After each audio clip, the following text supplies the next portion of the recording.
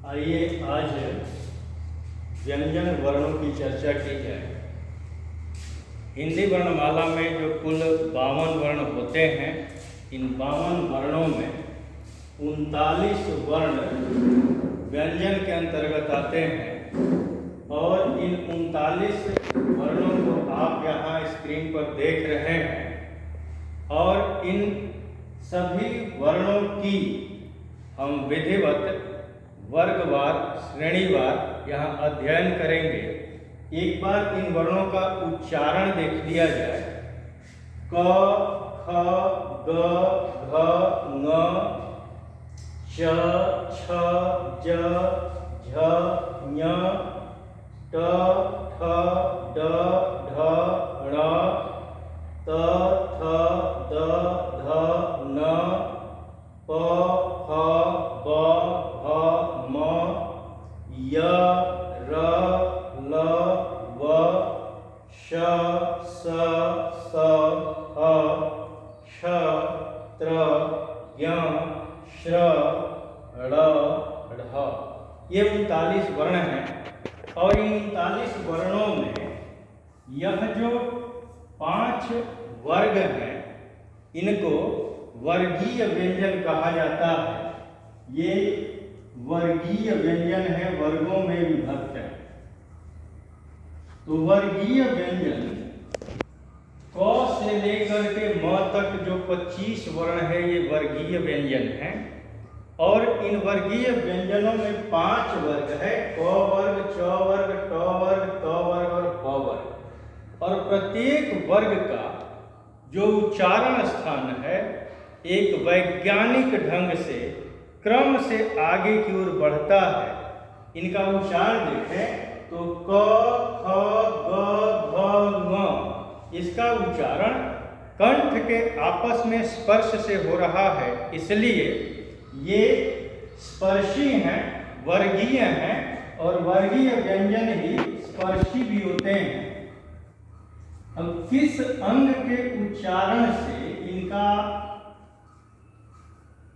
स्पर्श स्थान क्या है, इसको देखें तो क, ख, ग, घ, ङ, इन 5 वर्णों का उच्चारण स्थान, स्पर्श स्थान कंठ है, इसलिए इन्हें कंठ वर्ण कहा जाता है।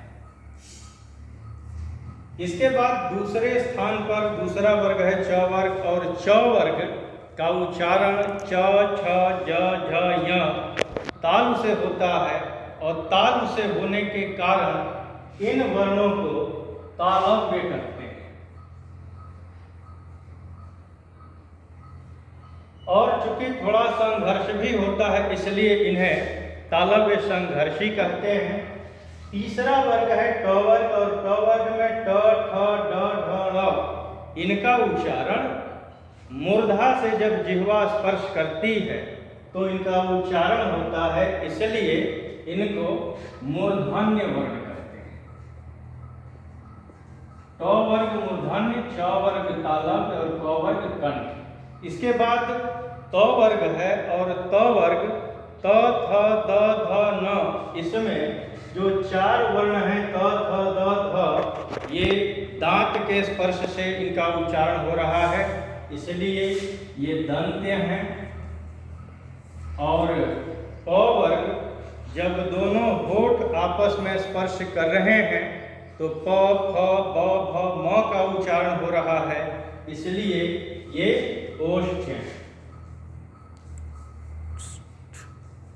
तो 5 वर्ग कंठ, तालव्य, मूर्धन्य, दंत्य और ओष्ठ, 5 वर्गों में ये 25 वर्ण विभाजित हैं, तो ये 25 हो गए। इसके बाद य, र, ल, व, ये जो 4 वर्ण हैं, इन वर्णों को कहा जाता है अंतस्थ व्यंजन। ये चारों अंतस्थ हैं। इसके बाद भी ये अन्य नामों से जाने जाते हैं। एक एक वर्ण की हम चर्चा आगे करेंगे।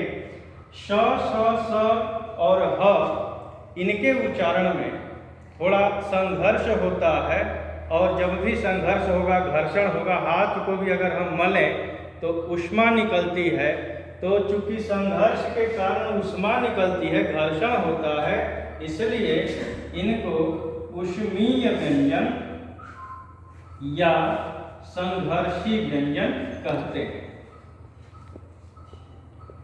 इसके बाद छ, त्र, ज्ञ और श्र ये वर्ण दो वर्णों के संयोग से बने हैं, इसलिए इन्हें संयुक्त कहा जाता है। ये संयुक्त व्यंजन हैं। अब किसके संयोग से ये बने हैं इसकी चर्चा की जाएगी।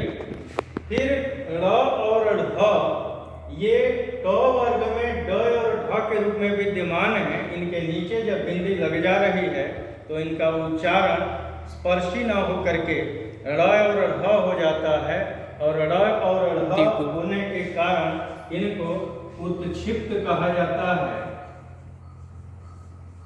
और चूंकि दो गुण इनमें विद्यमान है, इसलिए इन्हीं को द्विगुण भी कहा जाता है। या ये कहा जाता है कि हिंदी के अपने वर्ण हैं। तो फिर अब इन सबको देख लें तो 25 आपके हो गए वर्गीय या संघर्षी। इसके बाद 4 वर्ण अंतस्थ हो गए, 4 ये ऊष्मीय या संघर्षी हो गए, और 4 संयुक्त और 2 द्विगुण। अगर जोड़ दें तो 5 4 9, 9 4 13, 13 4 17, 2 19 और 2 1 3 39। अब इनमें एक प्रश्न आता है कि कुल व्यंजन कितने हैं और मूल व्यंजन कितने हैं।